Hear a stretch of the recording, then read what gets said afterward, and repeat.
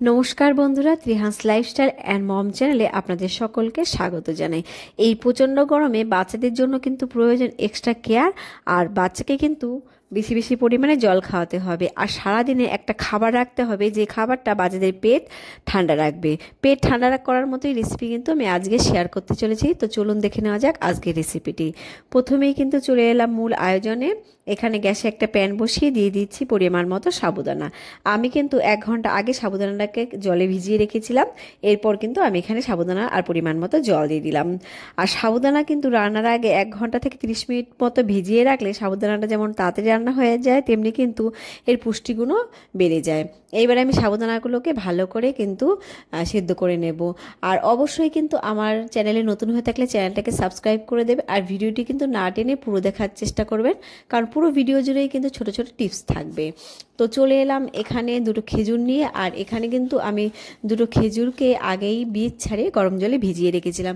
আর এইবারে হাত দিয়ে চটকে আমি কিন্তু খেজুরটার একটা পিউরি বানিয়ে নিয়ে ফিরে এলাম। এবার চলে এলাম রান্নায়। আমি কিন্তু এবার একটা স্টেনার নিয়ে নেব, আর স্টেনারের ওপর কিন্তু আমি যে খেজুরের পিউরিটা তৈরি করেছি সেই খেজুরের পিউরিটাকে ঢেলে দেবো। এতে করে কিন্তু খেজুরের যে আঁশ আর খোসাগুলো রয়েছে সেটা কিন্তু স্টেনারে থেকে যাবে, আর বাচ্চাদের গলাতেও কিন্তু আটকাবে না, আর বাচ্চারাও কিন্তু খুব ভালো খেতে পারবে।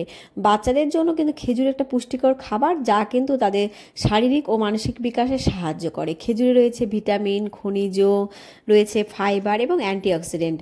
খেজুর কিন্তু পটাশিয়াম, ক্যালসিয়াম ও ম্যাগনেসিয়াম সমৃদ্ধ। আর খেজুর খেলে কিন্তু বাচ্চাদের হাড় দাঁত মজবুত হবে। এছাড়া রয়েছে ফাইবার, যা কিন্তু কোষ্ঠকাঠিন্য কমাতে সাহায্য করে। খেজুর দ্রুত শক্তি সরবরাহ করে, যা কিন্তু শিশুদের সারাদিনের খেলাধুলা ও ছুটোছুটির জন্য প্রয়োজনীয় কিন্তু শক্তি যোগাতে সাহায্য করে। এছাড়া রয়েছে আয়রন, যা কিন্তু হিমোগ্লোবিনের মাত্রা ঠিক রাখে। সাবুদানা কিন্তু গ্লুটেন মুক্ত, তাই বাচ্চাদের অ্যালার্জি থাকলেও সাবুদানা নিশ্চিন্তে খাওয়াতে পারেন। তবে সাবুদানা টাচ জাতীয় খাবার, এই কারণে কিন্তু সাবুদানা খেলে বাচ্চাদের ওজন দ্রুত বৃদ্ধি পায়। আর যে সমস্ত বাচ্চাদের ওজন বেশি সেই সমস্ত বাচ্চাদের ক্ষেত্রে কিন্তু সাবুদানাটা এড়িয়ে চলবেন। সাবুদানা কিন্তু খুব বেশি একটা পুষ্টিগুণ সম্পন্ন নয়, তাই কিন্তু সাবুদানাকে বিভিন্ন পুষ্টিকর উপাদান মিশিয়ে পুষ্টিকর করে তুলতে হবে। আর এই পর্যায়ে দেখুন আমি হাফ আপেল নিয়ে নিয়েছি, আর আমি এই আপেলটাকে কিন্তু আগের থেকেই খোসা ছাড়িয়ে ভালো করে কেটে নিয়েছি। আর আমি কিন্তু কাটার আগে আপেলটাকে 30 মিনিটের মতো নুন জলে ভিজিয়ে রেখেছিলাম। আর নিয়ে নিলাম 2টো আমন্ড বাদাম, এটা সারা রাত ধরে আমি কিন্তু জলে ভিজিয়ে রেখেছিলাম। এরপর কিন্তু আমি ব্লেন্ডারের ভিতরে সমস্ত উপকরণ নিয়ে ব্লেন্ডারটাকে ঘুরিয়ে আমি এর কিন্তু একটা পিউরি তৈরি করে নিয়ে ফিরে আসছি। সাবুদানাতে অল্প পরিমাণে ভিটামিন ও খনিজ থাকে, আর সাবুদানাতে কিন্তু কার্বোহাইড্রেট বেশি থাকে, আর তাই কিন্তু শিশুদের শক্তি সরবরাহ করে সাবুদানা। আর এই পর্যায়ে কিন্তু আমার সাবুদানাগুলো 70% মতো সেদ্ধ হয়ে গেছে। আর আমি এখানে অ্যাপেল আর যে বাদামের পিউরিটা তৈরি করে রেখেছিলাম সেটাই দিলাম, দিয়ে আমি নেড়েচেড়ে খানিকক্ষণের জন্য কিন্তু রান্না করে নেব। যেহেতু আপেলটাকে পিউরি করে নিয়েছি, তাই কিন্তু সেদ্ধ হতে খুব বেশি সময় লাগবে না। বাচ্চাদের জন্য আমন্ড বাদামের পুষ্টিগুণ কিন্তু খুবই গুরুত্বপূর্ণ। বাদামে প্রোটিন, স্বাস্থ্যকর ফ্যাট, ভিটামিন ই রয়েছে, ক্যালসিয়াম, ফসফরাস, ম্যাগনেসিয়াম এবং অ্যান্টিঅক্সিডেন্ট, যা কিন্তু শিশুদের শারীরিক ও মানসিক বিকাশে সাহায্য করে। বাদামে মনোস্যাচুরেটেড ফ্যাট থাকে, যা কিন্তু হৃদরোগের ঝুঁকি কমায় এবং মস্তিষ্ক বিকাশে সাহায্য করে।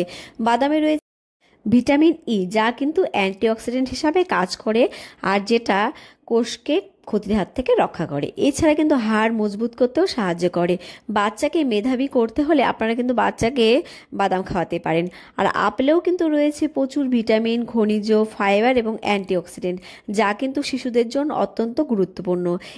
একটা আপেল খাওয়ালে বাচ্চারা কিন্তু বিভিন্ন রোগ থেকে দূরে থাকবে, কারণ আপেলে প্রচুর পরিমাণে পুষ্টিগুণ রয়েছে। তো এখানে দেখুন আমার খাবারটা রেডি হয়ে গেছে, আর আমি বাটিতে ঢেলে নিচ্ছি। যে সমস্ত বাচ্চারা ফর্মুলা মিল্ক খায়, আপনারা কিন্তু এই পর্যায়ে ফর্মুলা মিল্কটাও অ্যাড করতে পারেন।